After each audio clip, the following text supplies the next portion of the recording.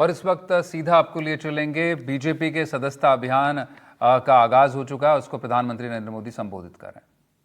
विश्वास था ये दीवारों पर पेंट किया हुआ कमल कभी न कभी तो दिलों पर भी पेंट हो जाएगा।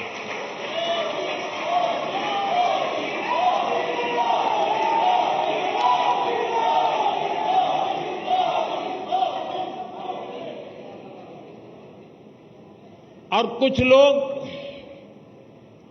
हमेशा हमारी मजाक उड़ाते रहे हैं। जब संसद में हमारे 2 सदस्य थे तब भी इतना भद्दा मजाक हमारे लिए उड़ाया गया था। कुछ लोगों का चरित्र ही ऐसा होता है और उनको लगता है कि ऐसा करने से वो बड़े बन जाते हैं। लेकिन ऐसी सब प्रकार की आलोचनाओं को झेलते हुए जन सामान्य के कल्याण के लिए समर्पित होकर के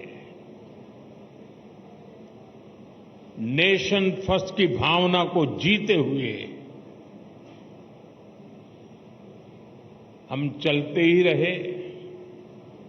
और पंडित दीनदयाल उपाध्याय जी ने हमें मंत्र दिया था, चरैवेति चरैवेति चरैवेति, चलते रहो। एक समय था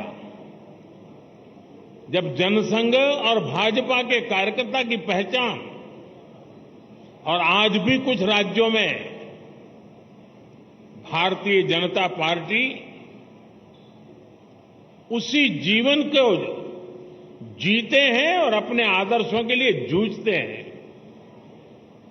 हमारे कार्यकर्ताओं के लिए क्या कहा जाता था, चाहे वो जनसंघ का कार्यकर्ता हो या भाजपा का, उसका एक पैर रेल में होता है और दूसरा पैर जेल में होता है।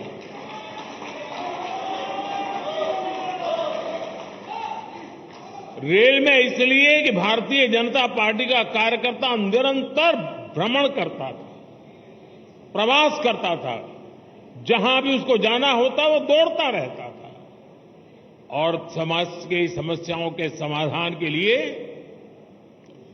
सत्ता पर बैठे हुए लोगों के सामने संघर्ष करता था। और इसलिए कभी जेल तो कभी बाहर, ये उसकी स्थिति रहती थी।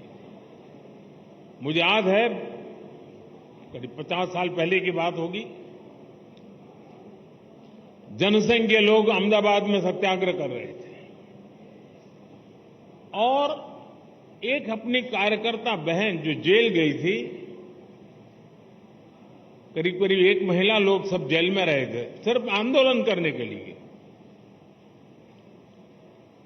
और उसकी गोद में 9 महीने का बच्चा हाथ में लेकर के वो जेल में 1 महीना गुजार करके आई थी।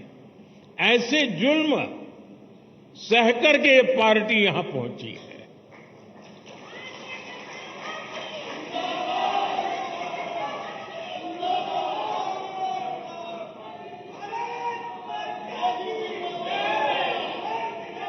और ये जुल्म करने वाले लोग एक छोटे से जुलूस को भी स्वीकार करने को तैयार नहीं होते थे, जेल में बंद कर देते थे। सत्ता का नशा उतना था उनको। साथियों, मैंने सालों तक संगठन में ही काम किया है। मैं भी कभी इसी प्रकार की बैठकें लिया करता था, दौरा किया करता था, सदस्यता अभियान का हिसाब किताब किया करता था। और मेरी ट्रेनिंग इस काम के लिए प्रमुख रूप से हमारे माननीय सुंदर सिंह जी भंडारी जी ने की थी और वे इस विषय में बहुत आग्रही रहते थे।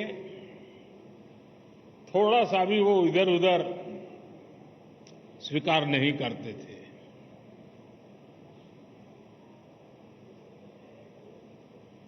कभी कभी लोगों को ऐसा भी लगता था कि भाई ये स्ट्रक्चर बना देने से क्या होगा, लेकिन आज हम देख रहे हैं कि उसी स्ट्रक्चर ने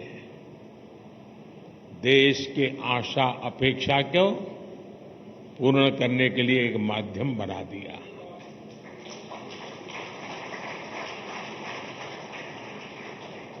अब हम सदस्यता के लिए जाएंगे। साथियों, ये सदस्यता कर्मकांड नहीं है। हमारे लिए सदस्यता यानी अपने परिवार का विस्तार है। हमारे परिवार में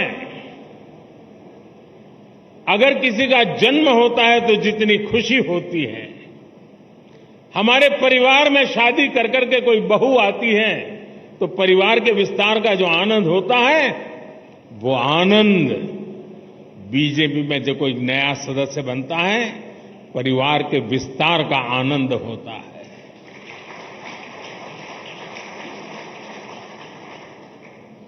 और इसलिए ये सदस्यता अभियान आंकड़ों का खेल नहीं दोस्तों। कितने नंबर हम पार कर जाएंगे ये नहीं है। ये सदस्यता अभियान एक पूर्ण रूप से वैचारिक आंदोलन भी है और भावनात्मक आंदोलन भी है। और हमने संगठन की गाड़ी को उस पटरी पर दौड़ाना है जिसमें वैचारिक धार भी हो और भावनाओं से भरपूर भी हो, क्योंकि हमारी भावनाएं देशभक्ति से प्रेरित है। मां भारती के कल्याण के लिए, 140 करोड़ देशवासियों के कल्याण के लिए ये जो सदस्यता अभियान होगा, संगठन की रचना होगी, बूथ कमेटियां बनेगी। पहले हम सदस्यता अभियान करते थे और अब सदस्यता अभियान करें, कुछ चीजें हम नए तरीके से सोच सकते हैं क्या? जैसे ये जो सदस्यता अभियान होगा, उसी समय जो संगठन की रचना होगी, उसी कालखंड में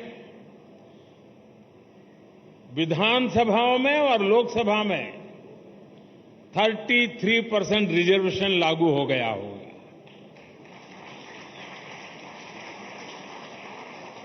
महिलाओं के लिए अगर ये 33% रिजर्वेशन इसी कालखंड में आने वाला है, तो क्या मेरी सदस्यता अभियान में मैं ऐसे सभी लोगों को जोड़ूंगा जो मेरे पार्टी के इतने महत्वपूर्ण निर्णय में अधिकतम महिलाओं को विजयी बना करके एमएलए, एमपी बना सके?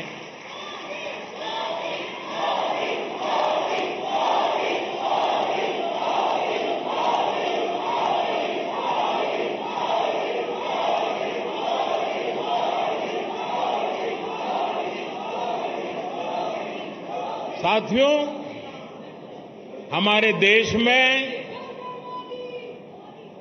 पूरे विश्व के लिए, खास करके ग्लोबल साउथ के देशों के लिए, डेवलपिंग कंट्रीज के लिए एक मॉडल रूप काम हमने किया है, और वो है एस्पिरेशनल डिस्ट्रिक्ट, एस्पिरेशनल ब्लॉक।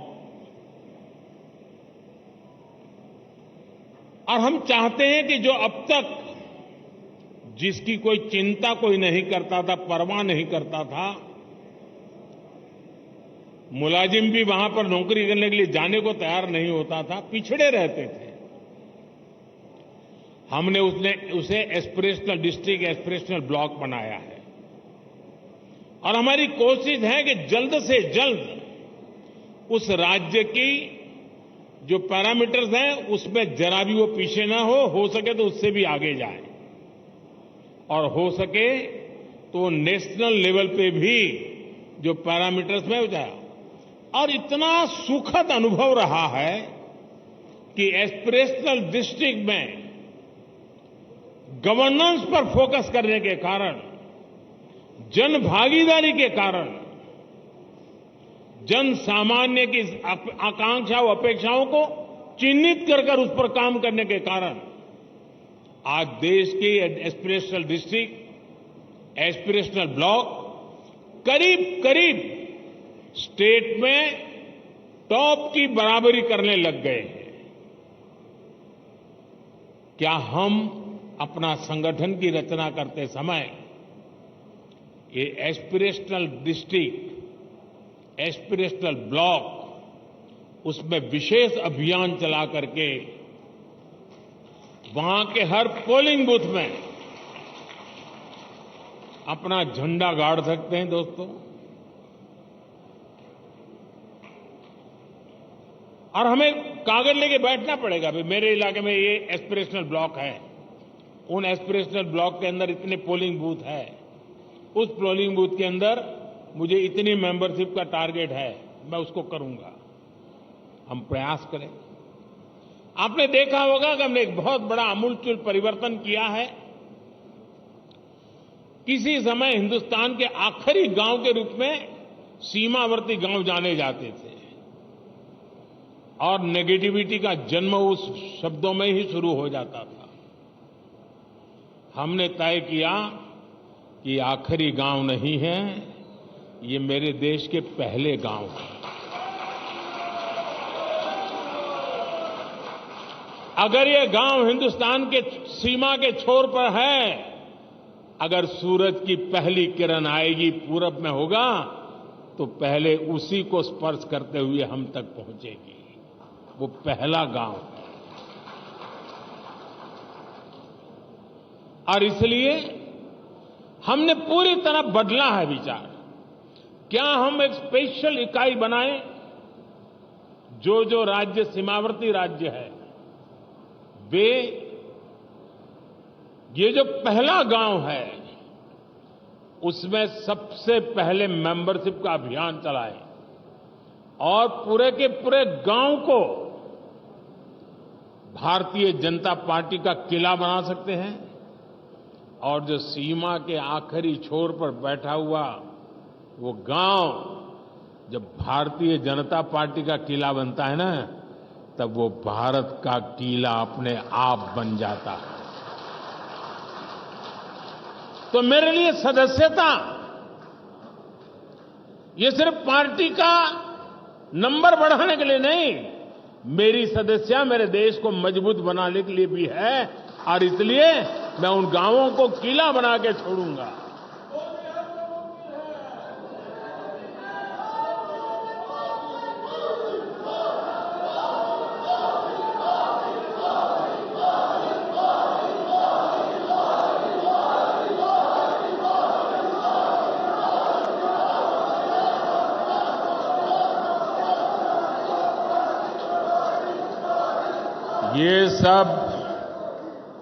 ये सब मुमकिन है लाखों कार्यकर्ताओं के तपस्या के कारण।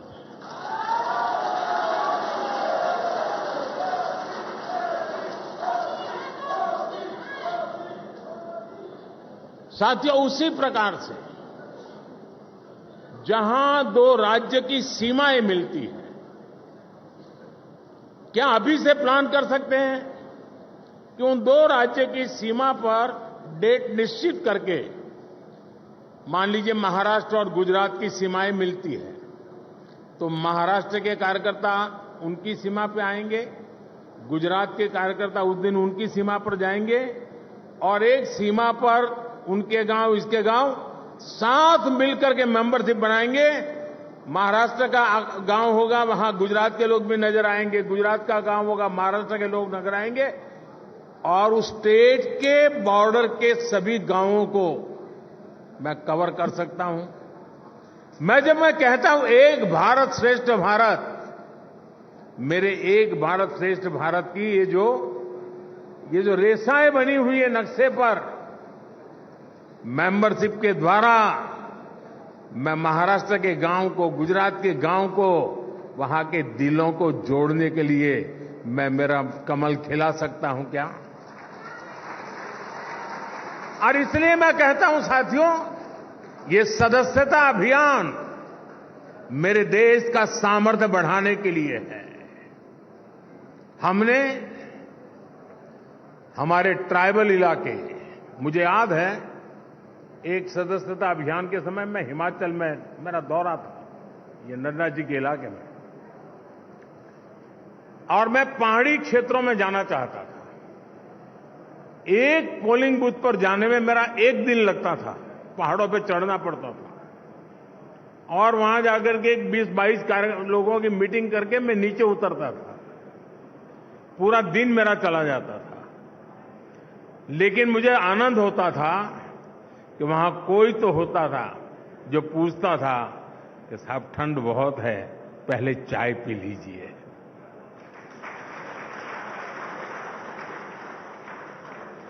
यानी किसी ने तो तपस्या की थी, किसी ने तो मेहनत की थी।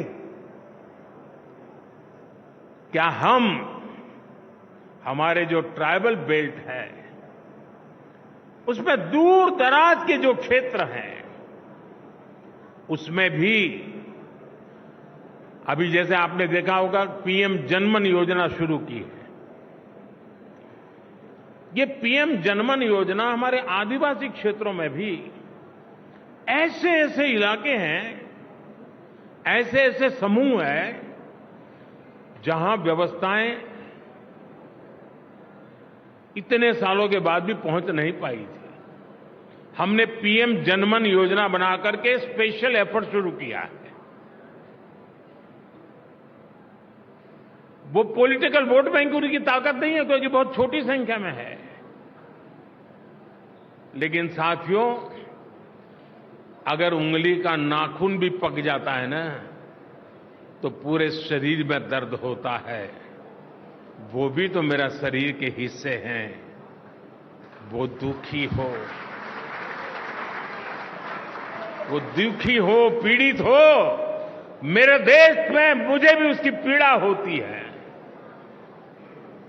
इस पीड़ा का अनुभव करते हैं तब जाकर के पीएम जनमन योजना जन्म लेती है। सरकार तो पहुंचेगी, रोड भी बन जाएंगे, बच्चों का स्कूल में एडमिशन भी हो जाएगा, लेकिन कमल कौन खिलाएगा?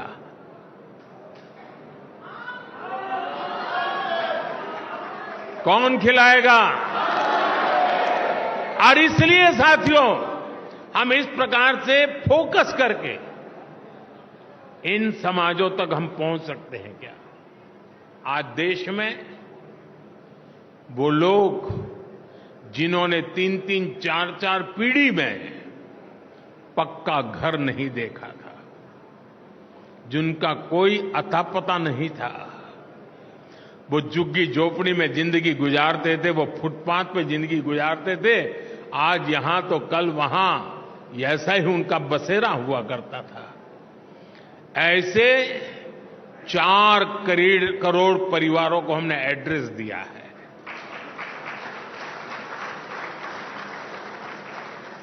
और जब जिंदगी में घर का पता तय हो जाता है ना, तो मंजिल का पता भी अपने आप बनने लग जाता है।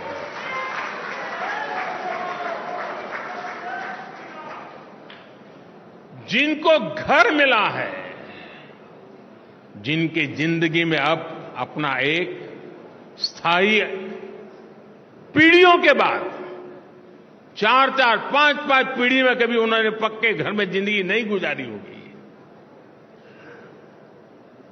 क्या ये मौका नहीं है दोस्तों उनके पास जाने का? लिस्ट लेकर के उनके पास जाना चाहिए कि नहीं जाना चाहिए? क्या उसको नहीं लगना चाहिए कि जिस कमल ने मेरे घर की दीवारें बनाई हैं, उस कमल को मैं अब दिल के अंदर जगह दे दूं? ये भाव उसके अंदर पैदा नहीं हो सकता है? और इसलिए मैंने कहा कि हमारे लिए ये हमारा जो परिवार का विस्तार है, वो विस्तार अपने आप को फैलाने का है ऐसा नहीं है, अनेक लोगों को अपने आप में समाने का है, हमारे भीतर समाहित करना है, हमारे सुख दुख का साथी बनाना है।